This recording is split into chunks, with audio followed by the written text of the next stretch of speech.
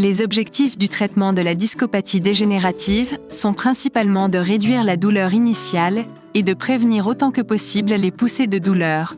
La plupart des cas de discopathie dégénérative peuvent être traités grâce à une combinaison de méthodes de gestion de la douleur, d'exercices physiques, de physiothérapie et de modification du mode de vie.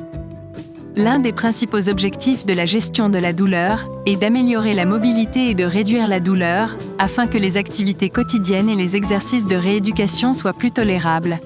La douleur causée par une dégénérescence discale est généralement attribuée à l'instabilité, à la tension musculaire et à l'inflammation. Ces causes doivent donc être traitées.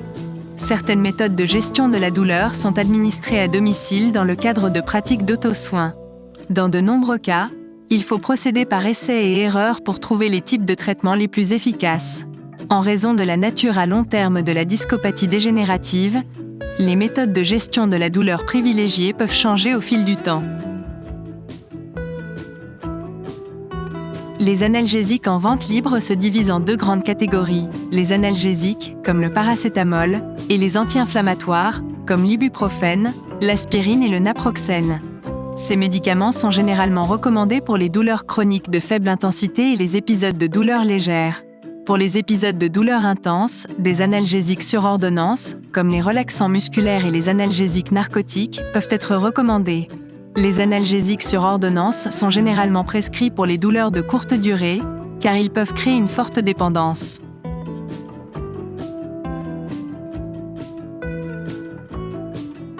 L'application de glace ou d'une compresse froide sur une zone douloureuse de la colonne vertébrale peut soulager la douleur en réduisant l'inflammation, ce qui peut être utile après un exercice ou une activité. L'utilisation de la chaleur d'un coussin chauffant, d'une compresse adhésive, d'un bain chaud ou d'une autre source de chaleur peut détendre les muscles environnants et réduire la tension et les spasmes, un facteur important contribuant à la douleur dégénérative du disque. Une unité de stimulation nerveuse électrique transcutanée est un petit appareil qui envoie des impulsions électriques à travers le corps pour interférer avec les signaux de douleur et les minimiser. Une unité TENS peut inclure un appareil qui transmet les signaux directement sur la peau, ou un appareil qui se connecte par des fils à des électrodes portées sur la peau, ainsi qu'une télécommande offrant une gamme de fréquences pour différents niveaux de douleur. Un chiropraticien ou un spécialiste de la colonne vertébrale peut ajuster manuellement les structures vertébrales pour soulager la tension musculaire, supprimer la pression exercée sur une racine nerveuse et soulager la tension dans les articulations. Ces manipulations peuvent soulager temporairement la douleur et améliorer la mobilité. Pour certains patients, elles se sont avérées aussi efficaces que les analgésiques. Un stéroïde injecté autour de la couche protectrice externe de la colonne vertébrale peut procurer un soulagement temporaire de la douleur, ce qui contribue à améliorer la mobilité.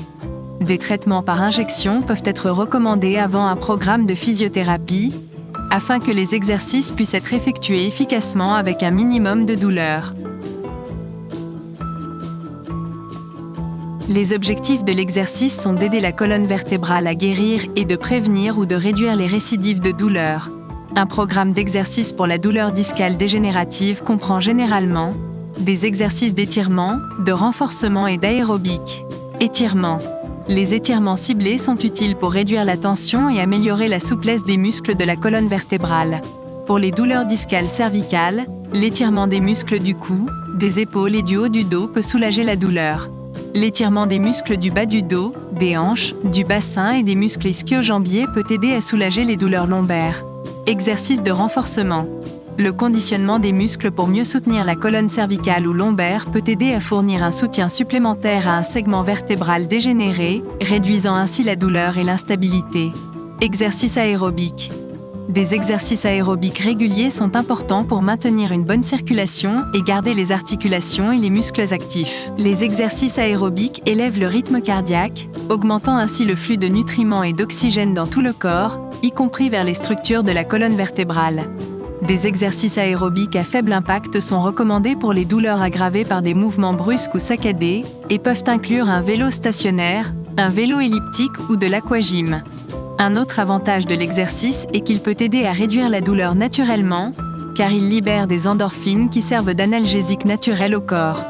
Il est préférable de réaliser les exercices de manière contrôlée et progressive, sous la direction d'un physiothérapeute, d'un physiatre, d'un chiropraticien ou d'un autre professionnel de la santé dûment formé.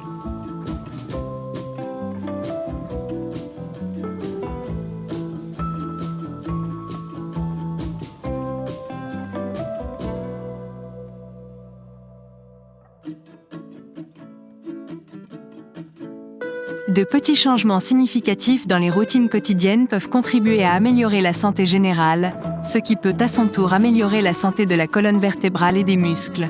Voici quelques exemples. Éviter la nicotine, éviter l'excès d'alcool, boire beaucoup d'eau.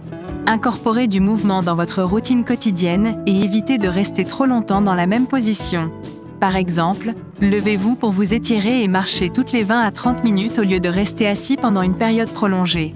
Utilisez des meubles ergonomiques pour soutenir la colonne vertébrale, comme des chaises de bureau ergonomiques, un bureau debout ou des oreillers cervicaux spéciaux.